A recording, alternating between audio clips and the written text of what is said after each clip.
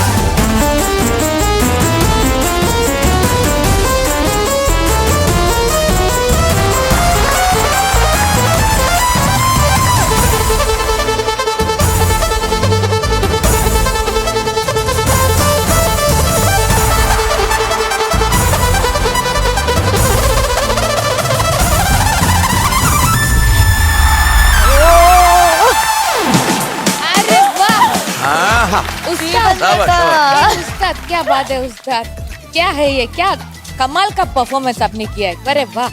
ഇതൊരു ഹിന്ദി ഷോയ്ക്ക്